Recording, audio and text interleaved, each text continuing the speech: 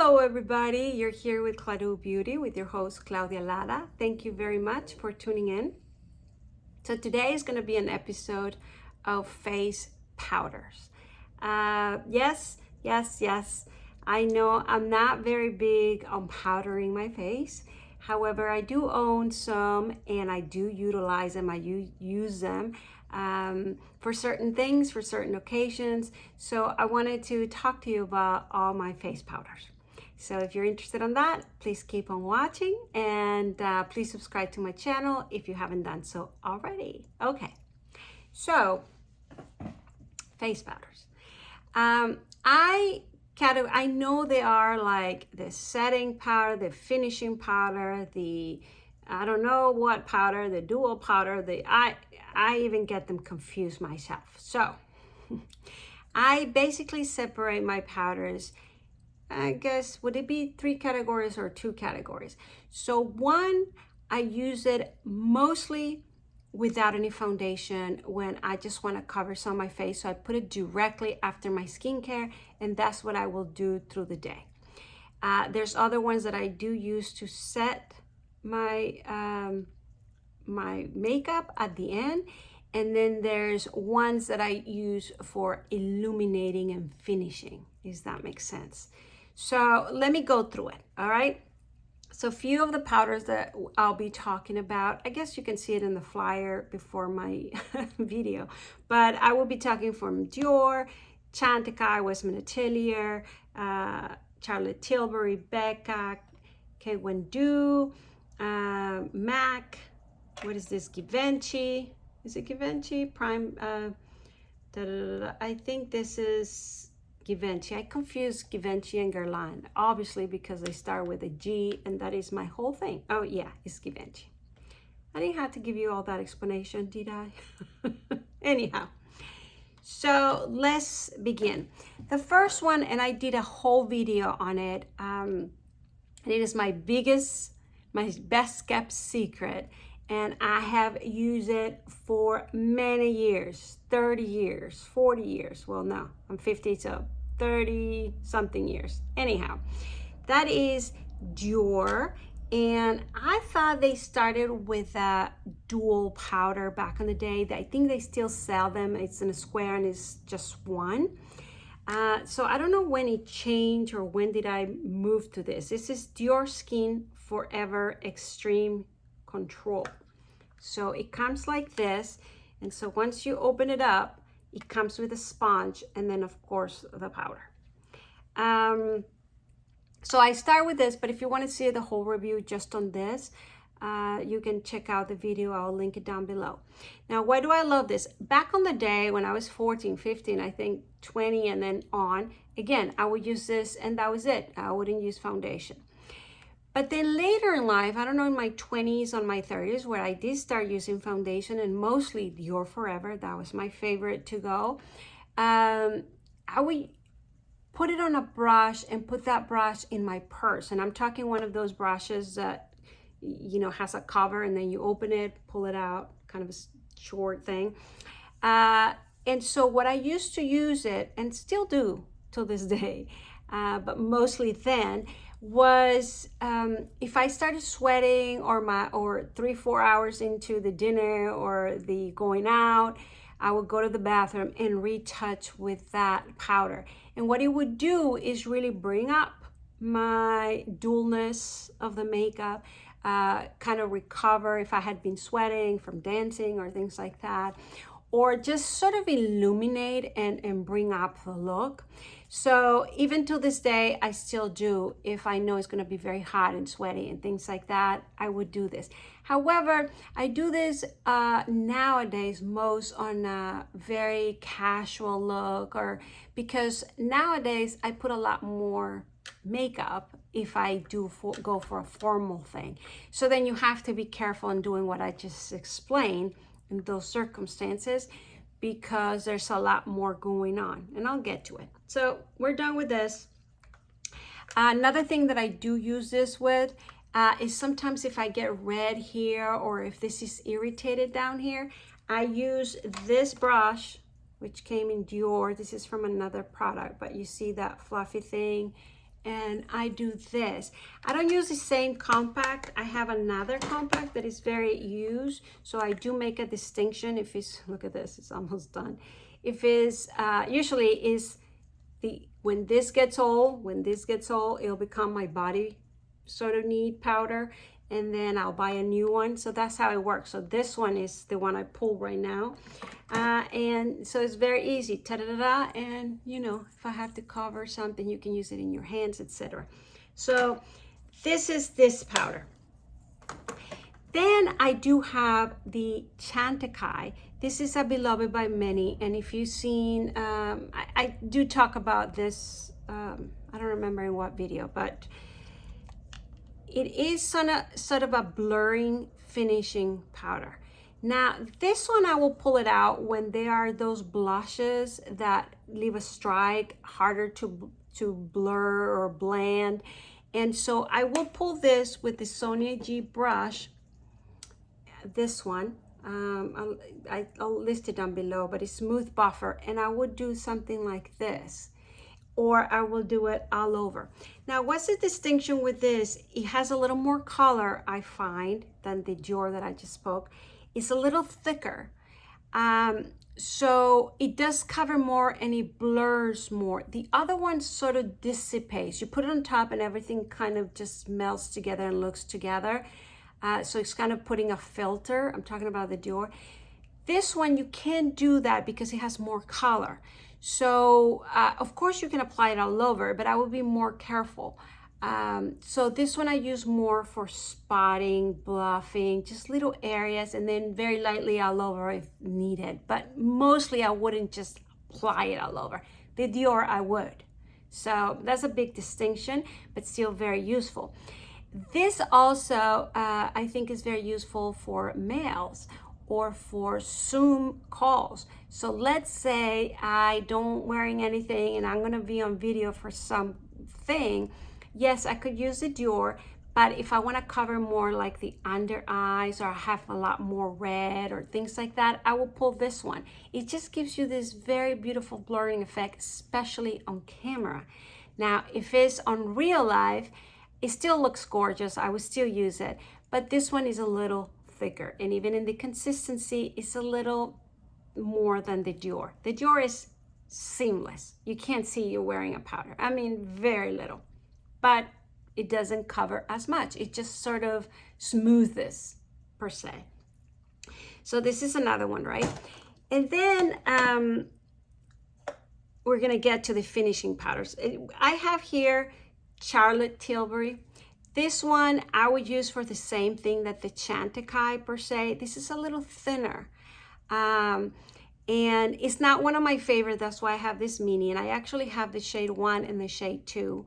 And I much prefer from the Charlotte Tilbury, the one that comes on this duo. If you don't have this duo, I really recommend it. So there's 2 items in here. There's kind of the contour bronzing, and then there's this illuminating powder. So it's not as matte as, this is a mini. There's bigger sizes. It's not as matte as this one, but I just use it here or under your eye and things like that, and it works perfect, and this is all you need. So this one is matte. It is for blurring or all over if you wanted to set the makeup, and I guess that's why I don't like it that much, and I find it a little thicker, but it is a favorite amongst YouTubers and amongst people. So that's why I wanted to bring it up, because it does work for many. It's just not one of my favorites. This is though.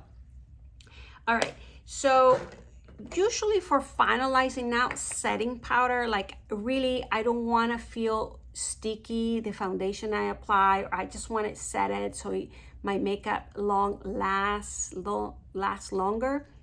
Not necessarily what I do. So I do own them. I barely have used them, but I think it's important to mention from all the ones that I have tried, like I have Laura Mercier, don't like that at all. It becomes very khaki and Cruella sort of thing, but it is a favorite among people.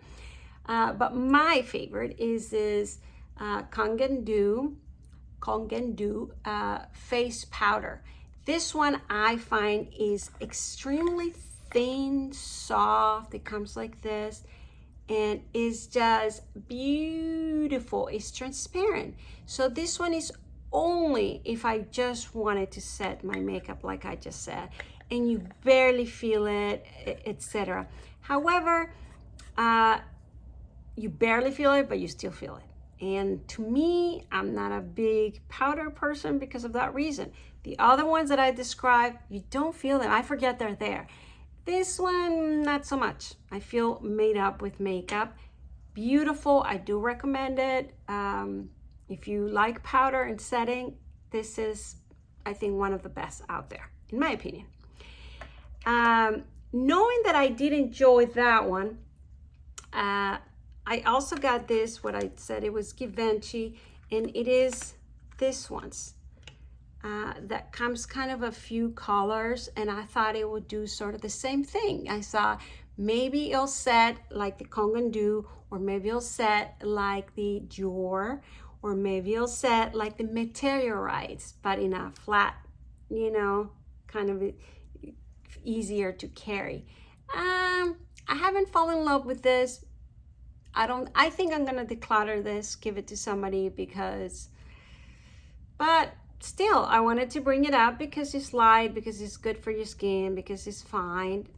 But I don't think I don't pull it out. I don't think I will wear this one, to tell you the truth. All right, so let's move on. I have 3 more. Now, it's hard for me because the same thing that this did, very thin, barely there, you put it there, it looks beautiful. I think the new Westman Atelier powders are on that category. Oh, I think I pull up a blush. So do I have one here? Yeah, like this one's. So I have 2 of colors of this one's. The pink bubble, which is this, and then there's a cream, which is yellow. I have it in my purse, so I don't have it here with me. So these 2 are as thin like the Kong & Do. Of course, it comes in this format instead of just a loose powder. So a little more control, you can say, but it's also just a set here and there. I wouldn't use this in bare skin. I actually tried. I don't like how it feels, and I didn't like what it did. Like the Dior I mentioned I would use. So I wouldn't use this as a starting point. I would use this as a setting powder, which is the intention of it. And just a little tiny bit here and there, and does work. I do like it. Not this pink one so much because it brings a lot of cool tones, but the cream is perfect for me. And I do use it especially with cream products, or like the Westman Atelier whole line, which can be glowing lit up and things like that, that is a little moist. So you set on top and it just looks gorgeous. I think it does what it's supposed to do, and you barely feel it, and it's supposed to be good for your skin. She calls it powder, skincare in a powder, or skincare in makeup, something like that. So it is honorable to mention this is good for your skin, as I understand it, versus everything else that I'm not so sure. Of course, they're great brands. I would be surprised if they're bad for your skin, especially Dior, right? And Kong & Do and things of that nature. So I wouldn't be surprised, but this one, that's what they're leading with, that it is skincare. So if you just want to set here and there, take the glowiness away or take the stickiness away, Westman Atelier powders, yes, yes, yes, that's the one I have in my purse at the moment. But it won't do what I described at the beginning with the Dior, which is kind of renew and uplift and recover, nor the blurting that I described with the Chantecaille. I don't think. It might, but not totally. So just FYI, it just takes glowiness, the stickiness and things of that nature, that it is necessary. And especially when I use the foundation stick from Westman Atelier, that is a little sticky for my under eyes, and then I apply this, it just looks beautiful. And last, which usually when I do my makeup, not for everyday casual wear, but when I do more medium sort of makeup, when I'm applying eyeshadow and things of that nature, I always finish, and I have mentioned this to you, of course, Guerlain Les Meteorites. Of course, I love this little, what do you call them, ball spheres, There's different colors. This is one of the lightest, and it has a little more pastel-y, cool tones. It helps with my skin color, but you can get medium, or you can get golden, or you can get, if you want a more warmer or more. These ones are beautiful. It makes your skin delicious. I mean, it just sort of blurs smooth and illuminates. Now, if you don't want illumination in your skin, like if you want a very matte sort of look with a red lipstick or something like that, then I wouldn't pull this out because it illuminates. You do see some illuminating where it doesn't look like you're not wearing makeup. I mean, who looks like that, right? I mean, it's like a very glowy foundation, or very, you can still look natural, but you know that the person is wearing something. But these are my favorite forever, and it's not just my favorite, many. So, and of course I have here like Artist Couture. This is a little more mid the range. This one has a little shine. Oh yeah, and I have to mention that one, right? So there's this Becca. This one was also one of the favorites. To me, I might declutter this one. Is Hydra Mist Set and Refresh Powder. So again, this one had illumination. That's why I kept it. So it does uplift, illuminate, and more in the pinky, cooler tone. At least the one I have with me. Now, I don't know what's going on with Becca Company. I think they were running out of business, and then somebody bought them. So I'm not so sure if their products are still going to be the same, or they're going to be reformulated, or they're going to exist. So I don't know how much I should go on and on about this.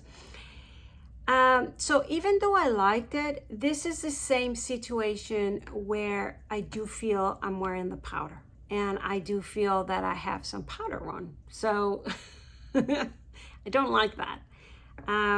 The Materialize, I forget that I have this on until, of course, I reapply it or I look at myself. Now, this one, when I used to go out at night, because I don't do that much anymore, but if I did, I finished with this illuminating all over. And you know how I mentioned that I take the powder that has a cover and put it on my purse with the dual Dior? I would do that, except I would do it with this instead. Why? Because I want that illuminating, uplifting, and it does the same thing. Now, I wouldn't do it every day on daylight, because again, it has the illuminating factor, which might be too unnatural for a casual, natural look. And then I will definitely go with the Dior. It doesn't have that illuminating, but it does have this uplifting light from within, if that makes sense. It's something. You can't tell what it is, but it does bring you up. Am I forgetting anything else? I hope not. So I hope this was helpful on my thoughts on powder. So if I would say the must-haves, definitely my Dior, of course, definitely the Meteorites. And nowadays, I like the Westman Atelier because it's the newest to my collection, cream. I do like for little here's and there.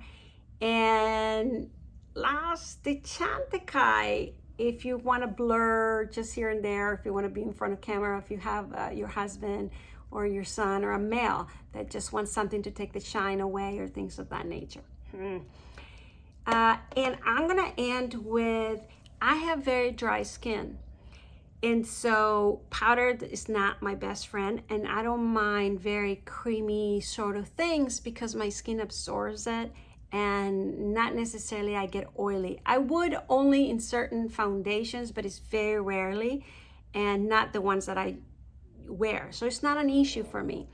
If you have normal to oily skin, I'm sure powder is your best friend and you actually want it. So perhaps all my comments on the powders that I mentioned will be very different for you because of your needs or your the way your skin performs. So this is my thoughts on my sensitive and dry skin. Very dry. All right, well, I think that's it. Thank you very much for watching. Please subscribe to my channel if you haven't done so. Please ring the bell so you know when I upload new videos, and please comment down below what is your favorite powders, and if you can say why or for what occasion, that would be helpful. And thank you very much for watching, and I'll see you next time. Bye.